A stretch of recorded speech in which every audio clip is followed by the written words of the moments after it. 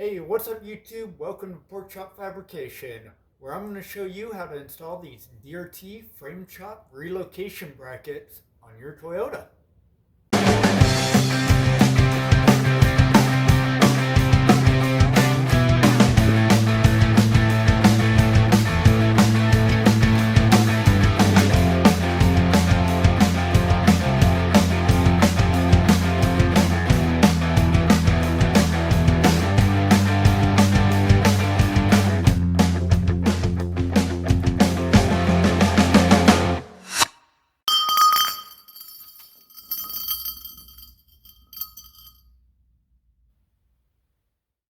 Okay, so this is front body mount and body mount bracket.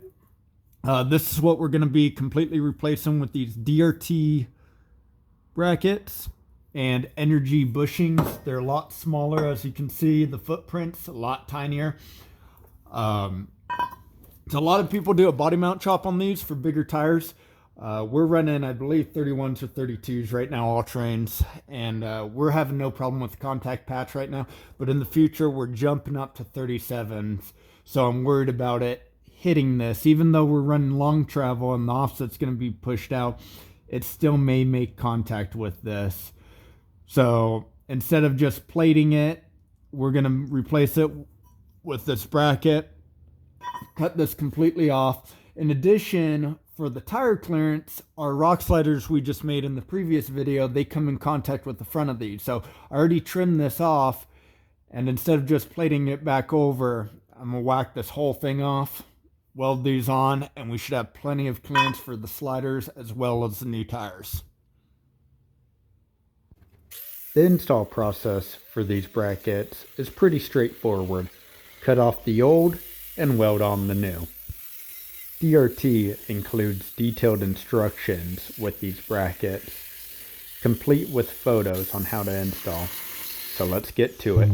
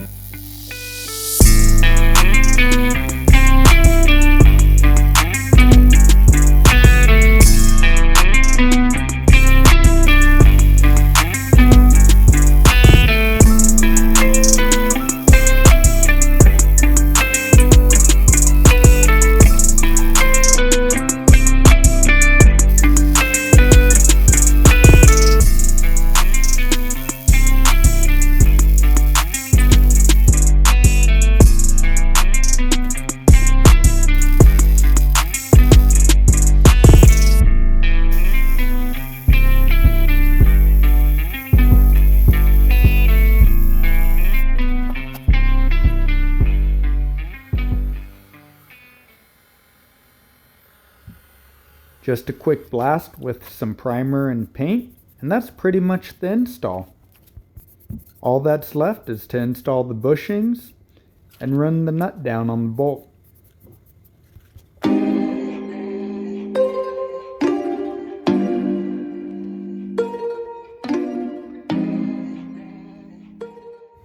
Okay, we just got done welding up the driver's side front body mount bracket.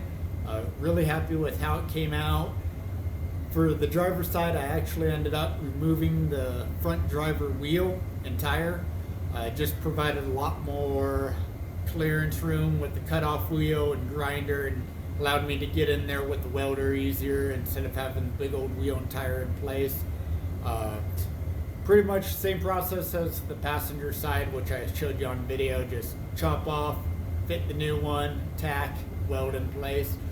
Really happy with the fit and finish. Really happy that these provide clearance for larger tires.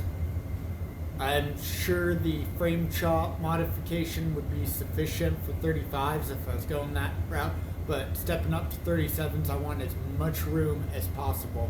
Along with that, my rock sliders required the body mounts to be chopped down anyways, since they came in contact with them. But that's just my own personal design flaw, I guess you could call it. I'm sure if I went with another actual brand and it was a bolt-on application, I've never heard of them coming in contact with the body mount. So I digress. Anyways, the rock sliders just got back from powder coating, so let's go install those and see how it all looks together.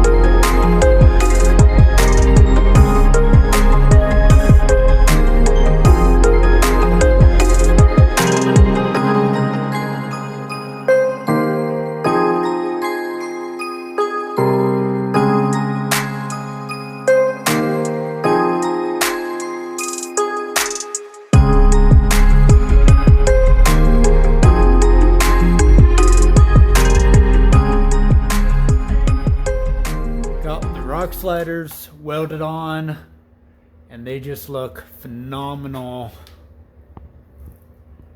They are frame mounted rock sliders.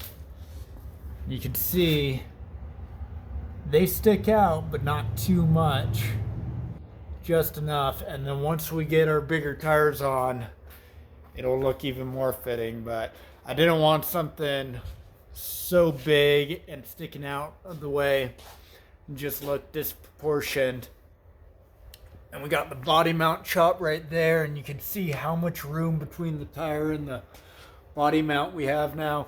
The rock sliders are a little wet and dirty already. I had to run down to the store, but you could really see just how clean it fits. I did have to do some slight trimming on all the fenders at the bottom, just the plastic parts of it.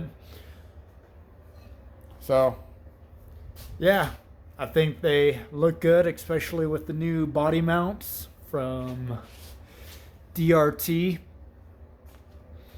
Yeah, so I think that body mounts are a great upgrade for these Toyotas. And I think the rock sliders are a great beginner's project for any 4x4. Now, I did mine without a tube bender. Really simple, really easy. I do have a tube bender. I'm going to be using it for the front bumper as well as the rear bumper. But for the rock sliders, I just didn't feel a need for any bends in them. And I think they look good. They are very similar to the ones I had on my Jeep previously. So, yeah, I think you can build rock sliders without a tube bender, with the cutoff wheel and a welder. So that's pretty much what I use. Now, I did have the chop saw. It made it for easier work and quicker work. But if you don't have a chop saw, cutoff wheel does just fine. So if you liked my video, click like. If you want to subscribe, see more, we will be building this 4Runner up on 37s. Next up is going to be the front bumper. Just want to get the rock sliders out of the way. I felt like that was a crucial point. And I think for any off-road build, even if you're just going to go out and buy a part or buy some armor, the first thing should be rock sliders. Anyways, I hope you liked my video. I'm also on Instagram, same name, porkchop_fabrication. We're going to be continuing this project, so stick around, see more.